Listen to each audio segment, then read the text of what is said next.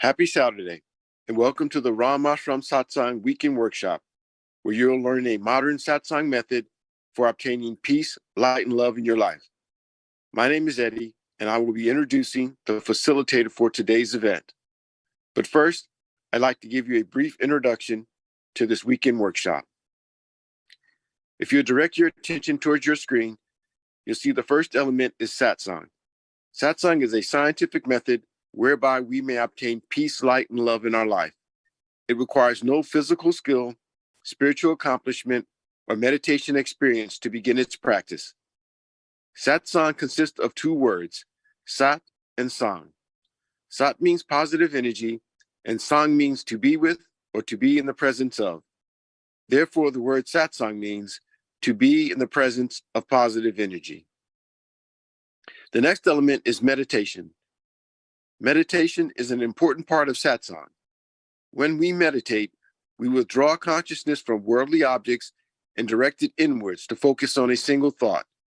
In doing so, our minds become calm and our thoughts become pure, thereby allowing us to obtain higher states of consciousness, such as enlightenment, peace, light, and love. Inner orientation.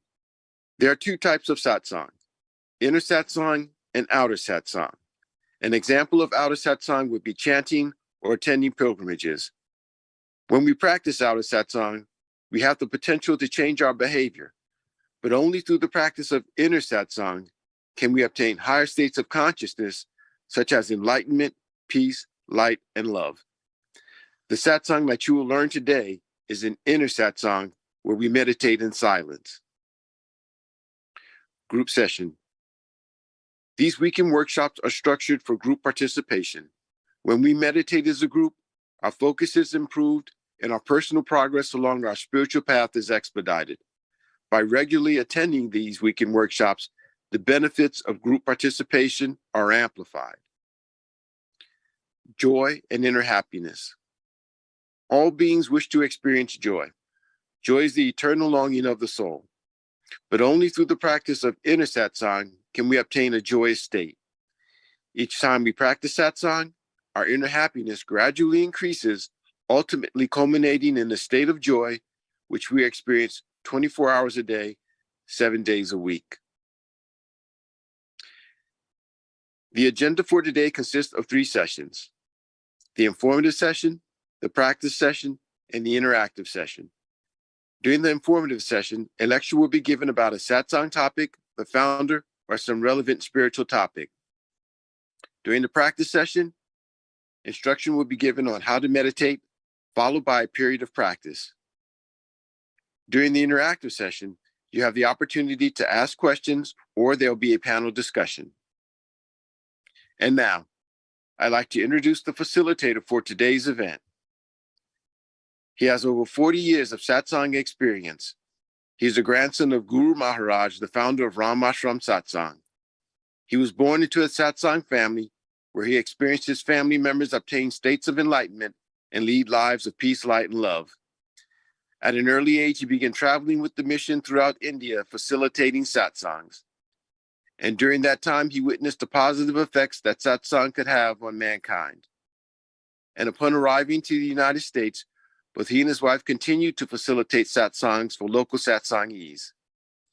He has led teams of Satsang members in translating important Satsang literature into English and has worked tirelessly to make Satsang more accessible to Western and English-speaking audiences.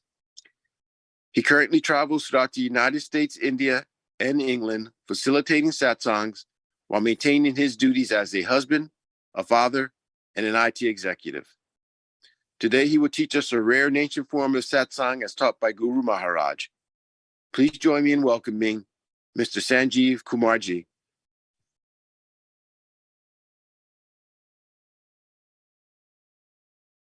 So happy Saturday, everyone. Glad to be back here. I was off for a couple of weeks traveling in India, mostly for satsang. So bring back some positive energy.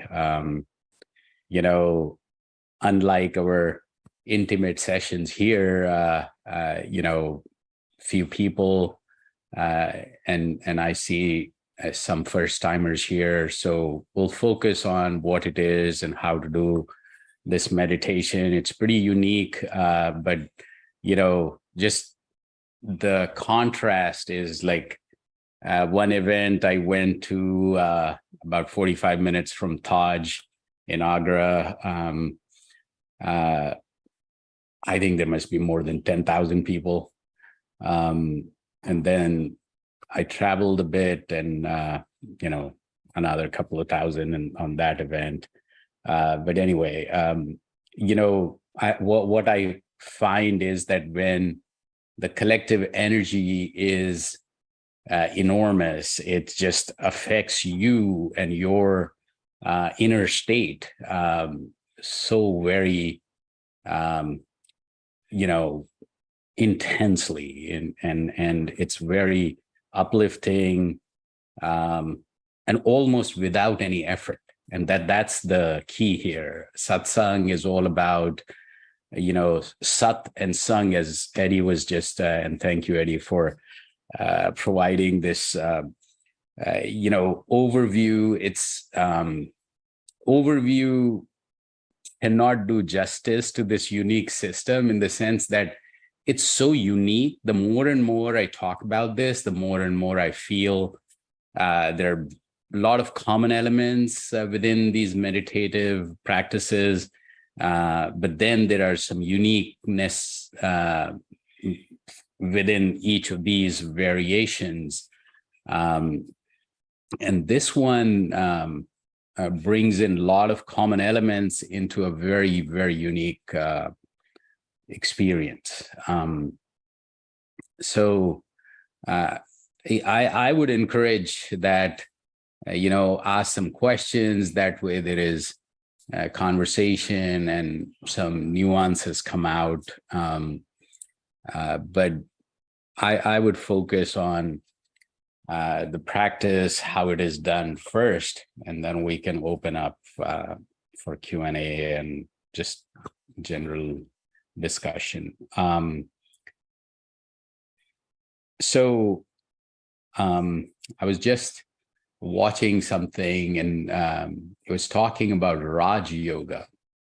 Raj Yoga is also very similar practice, where Raj is royal, yoga. And so what has royal to do with yoga? It's like, and the explanation was that how about you rule yourself?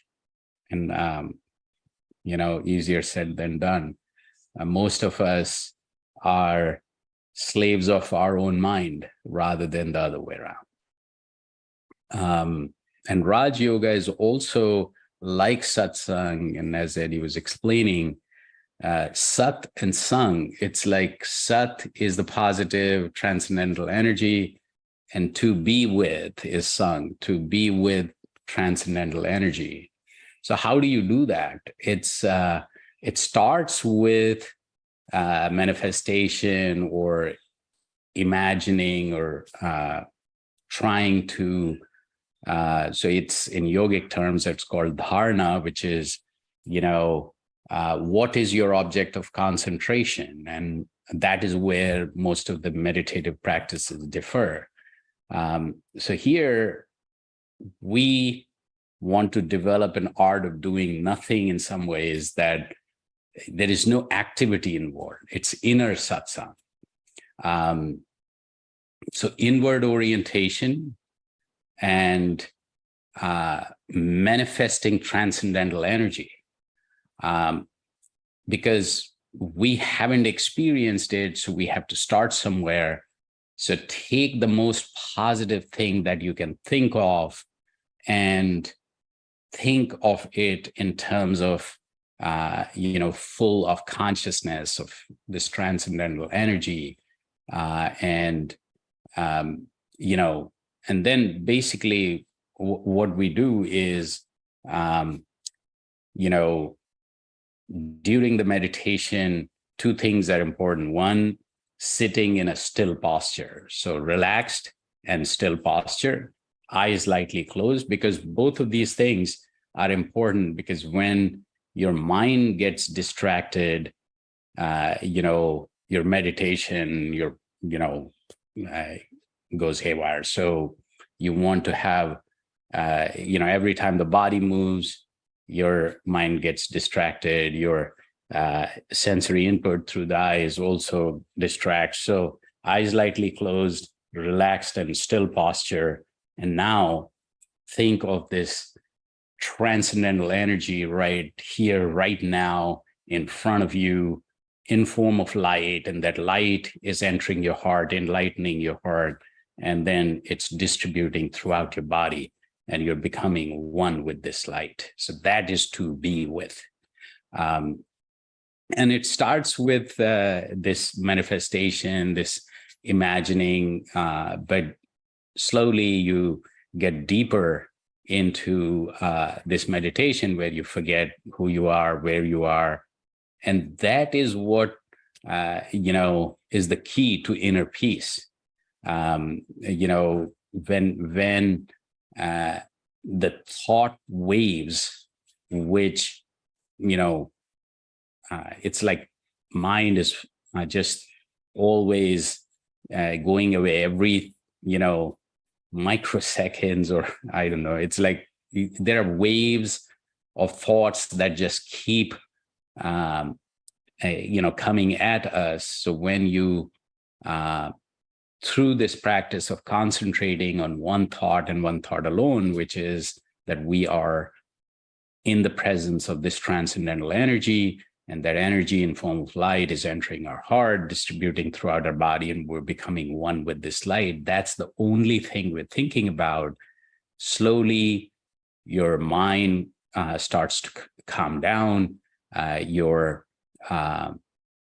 This distractive or, diverging energy then starts converging, and you start feeling inner peace. And, as I was saying, there are new people here, and within the first session, you will feel, even if it is a fleeting glimpse of it, hopefully it's even better than that. You will see a deep, peaceful experience, and as you develop the practice, it will continue to evolve, continue to become deeper, continue to become more consistent, continue to, even then it goes beyond the time of meditation, in the sense you feel better, more joyful, more calm throughout your throughout your day. So, okay. So yeah, I will encourage that, there might be some nuances, there might be some things that we always have questions, but, I would suggest don't hesitate, just ask. Hopefully that conversation will help others as well. So we'll leave that for after the meditation. So the way it works, initially there will be music that helps the concentration. Throughout that and beyond, all you do is just, still posture, eyes lightly closed. Think of this transcendental energy in form of light that's entering your heart, distributing throughout your body, and you're becoming one with this light. This is the only activity during this meditation. Before and after, you can do, breathing exercises, mindfulness, or whatever else you do. This will help and augment those practices. So we'll transition in with music, then music will fade away. We will meditate in deep silence, and then transition out with music, and then we'll talk about questions and observations and comments after that. All right, so let's start now.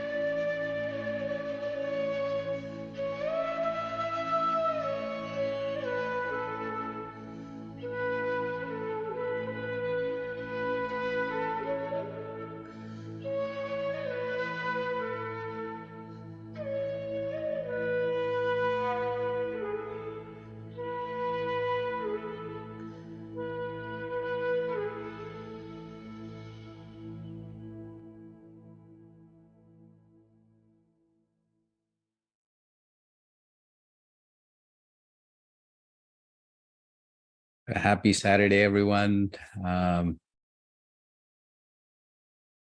Just glad to be back. So Liz, how are you? You can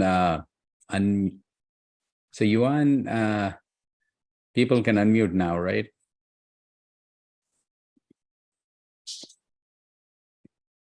Hello. Good morning, everyone. Or actually, happy Saturday. I forget everyone's on different time zones.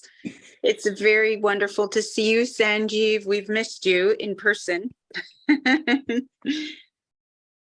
hope that your travels through India were very good. Yep. Yeah, they were very, very spiritual trip this time. So I'm glad.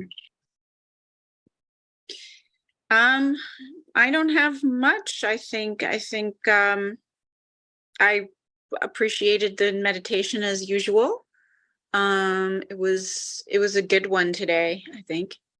And I mean, it always is. But True. thank you.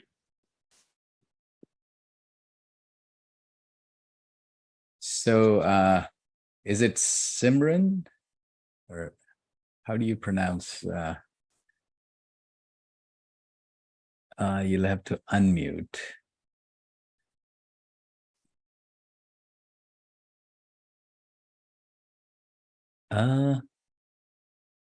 Somehow I don't hear you.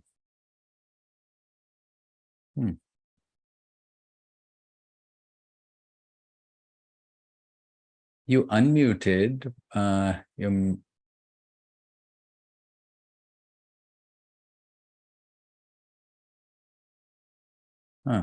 Technical problems here. Is there a way you can disconnect and connect back the audio?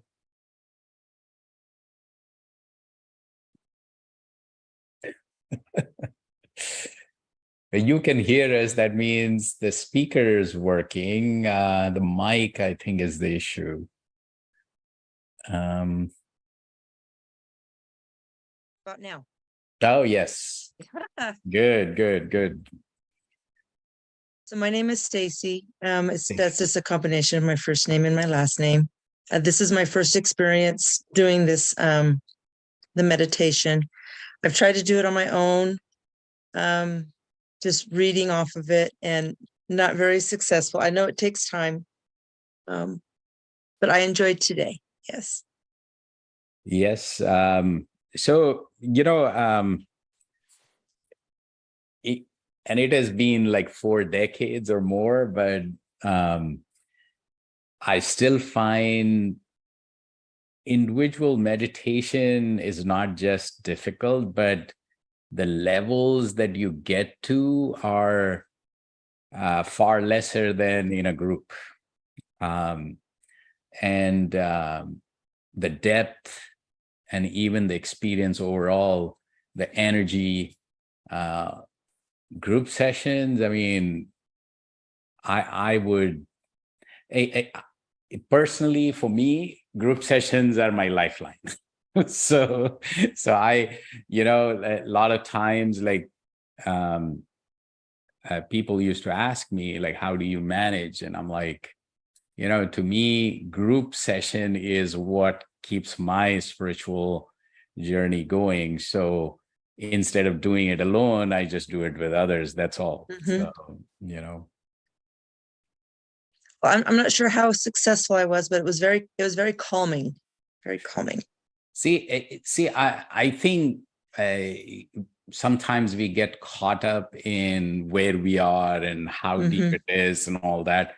To me, it is just a, step. So far as it's trending in the right direction, it's calming, it's energizing. And even that, my grandfather wrote like a book, 7-volume book. It's like here, it's and it's he describes a lot of things, including even getting stuck in feeling good and calm may not be it's like like you shower, like you take a walk or something, some workout. That's how meditation should be. It should be integrated into your life and lifestyle. And there will be times, I mean, most of the times it ought to be, energizing and calming and all that. But mind is a very interesting machine we got. It also has connection to negative energies, and it also has this natural tendency to go, out in the wild. And so there are times when you close your eyes and there is a movie going on. And you close your eyes and it's like dark. And my father had described those 3 states, like one which is very energizing, very positive, very uplifting. Then there is one which is lethargy, darkness, don't want to meditate at all type of state or phase. And then there is this phase where it's like a lot of things you have seen or not seen kind of just cross in our mind, and that he says is just part of the cleansing, part of the evolving practice. So yeah, but at the end of the day, what you will find is what I was talking in the beginning, it's like I want to control my mind rather than be controlled by my mind. And this practice will definitely get you there. It's yeah. Thank you. Sure thing. And glad to have you here, Stacey. And the link remains the same, the time remains the same. Saturdays and Tuesdays we have 7 p.m. Eastern. So both same. 5, no, 6, 4. Yeah. 4 here. Yeah. Okay. Yeah. And is it size? We'll have to unmute. Hi, good morning. It's very loud. There's a lot of noise. The mic is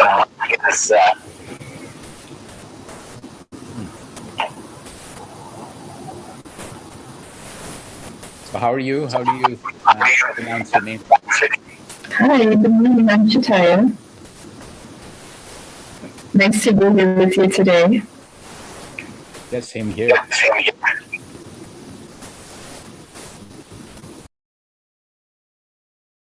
Yeah, there's a bit of noise on your end, but the mic probably has some issues. But glad to have you here.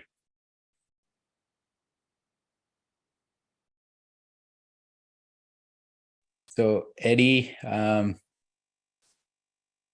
are things? Good to have you, good to be back here. Welcome back, Sanjeevji. Good to have you back again. Let's see. I think Jeffrey has a question in the chat, but he also had one while you were gone. I'll read that one now. He had asked how to maintain focus without being distracted by thoughts. So during the meditation, I guess, is there a way to, improve his focus so that he doesn't get as distracted? So, our practice is essentially for that. How do we improve our focus? How do we improve concentration? And not just that, connecting with positive energy, positive thoughts. So while, as I was describing, in the discussion with Stacy, I think there are multiple states, but eventually the the upheavals that happen in our lives, the frequency, the intensity, and the recovery times of like times when we have like the lows, tend to become, the frequency becomes lower, the intensity becomes lower of the negative, and the recovery times become lower. So basically, faster recovery, lesser frequency of the negative, cycles. But so ability to focus, ability to concentrate, it just comes out of this practice like upfront. You don't have to do that much, but when the practice gets deeper and more consistent, you actually have far more positive attitude, better behavior comes out of that as well. So it's far reaching that way.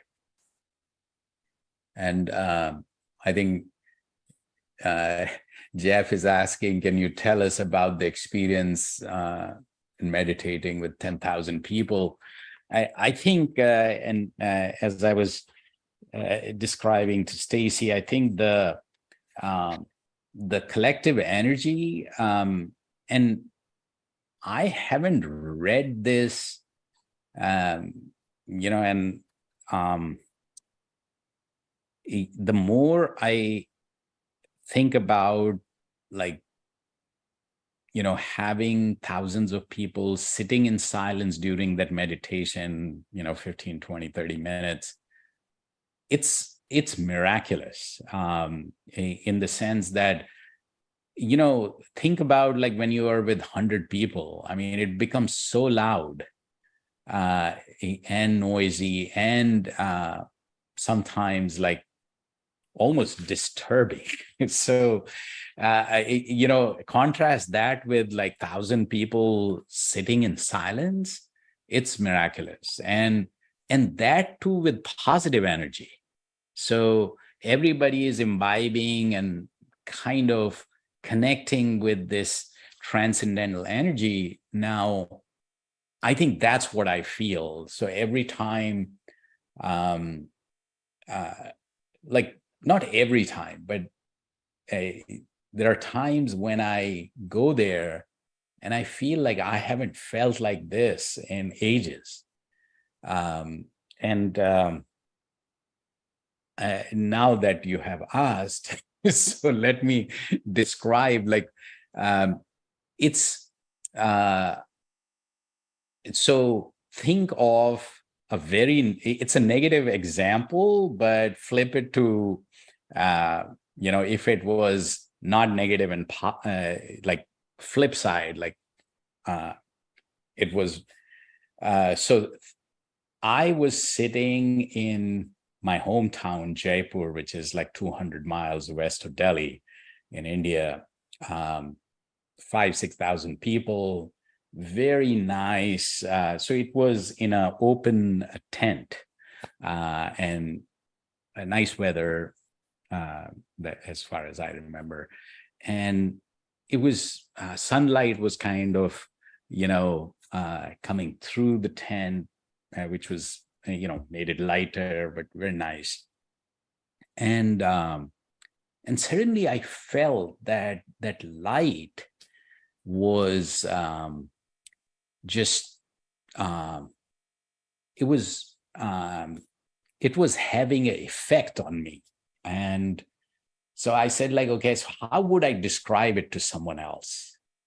And the way I thought about it, and I'll just share that with you, I hope it's not too crazy, but basically what I felt was that, I have seen this cloud, the mushroom cloud out of Hiroshima, after the atom bomb went off. And so, the atoms are all around us. We're all made up of that. But there was some catalyst which caused a reaction, which, so there are certain things have to be there for this energy to come out, which was there, but had to manifest in that particular way. So satsang is like that. It's like there's certain, it's a formula which my grandfather, this whole thing started in 1930. He and his guru basically achieved these states which are quote unquote not common, not normal. But they say that every one of us should achieve that state of higher consciousness, higher awareness. But there's certain elements, certain things ought to be in place for this, energy to appear. And so another thing was like the radioactivity that drops from that cloud then lives for a very long time. So what I felt was that this energy, the collective energy that comes up when there's enormous number of people, kind of applying the same formula to imbibe this energy, then, the effect on you will be felt for time to come. So I don't know. It's like, I should write about this, but it's sometimes, the experience you feel and how you can describe two different things, because satsang is more about the experience that you are having, how the other person can have the same experience. It's more about collective energy, but individual experience. It's not about talking, so the event that I went to where there were 10,000 plus people, so one of my grandfather's disciples used to live there. And so that's the annual event that happens in that place. So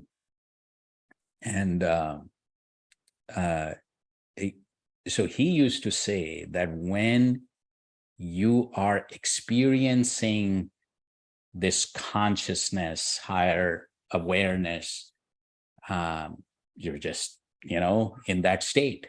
But when you're talking about it, you are not necessarily in that state. So it's like,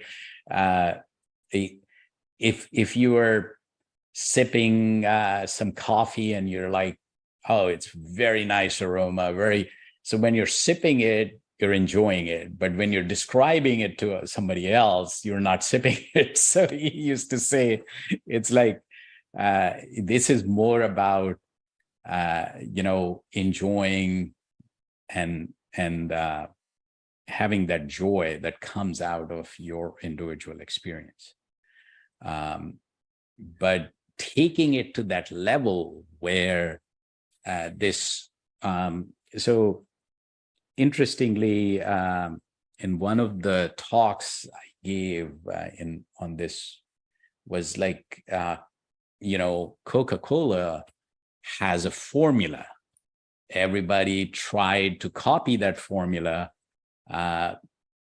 Somebody have succeeded more, somebody less, but it's still a unique formula that gives, it's good, bad, or ugly in terms of, having, but it's still a unique formula. So I feel Guru Maharaj, my grandfather, created a formula which is unique in its combination of things. So it's not that, everybody has there's so many spiritual practices, but this one he picked, what he found with his guru, what he found in his own research, pulled all this together, and it's a unique way to more effectively and efficiently get to the goal of what he called to get to the ocean of peace. The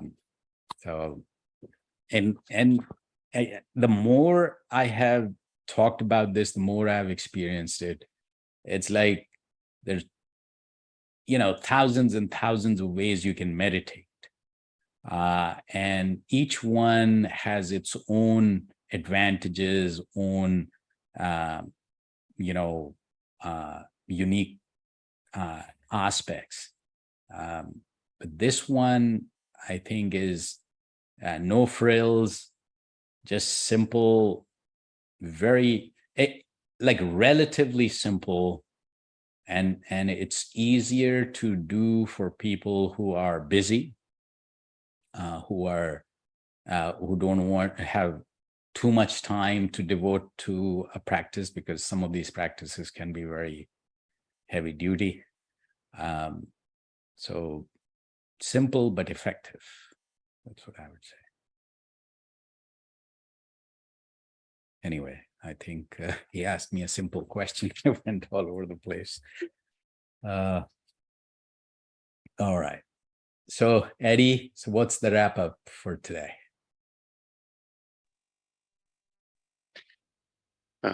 We have some newcomers today, so I'll just reiterate what we say often is that this method is to be practiced twice a day, 15 minutes in the morning, 15 minutes in the evening. And the key to success in achieving, that high state of consciousness, that ocean of peace or enlightenment through this practice of satsang, is to just practice as often as you can. And by attending these group sessions, your progress is benefited and also accelerated. So it's expedited. So, as often as you can, attend these group sessions, because it benefits you greatly. And I certainly found that out in my experience. And I think Sanjeev will agree that this is true. So he mentioned it earlier. So if you can, please attend these on a weekly basis, and when you can, practice at home. Yeah, definitely. So, very glad to be back, and thank you for joining, and you're always welcome. So whenever you get a chance, please do. You help the collective energy. So thank you for being here. Have a nice week ahead, and we'll see you soon. Thank you. Thank you. Have a good day, everybody.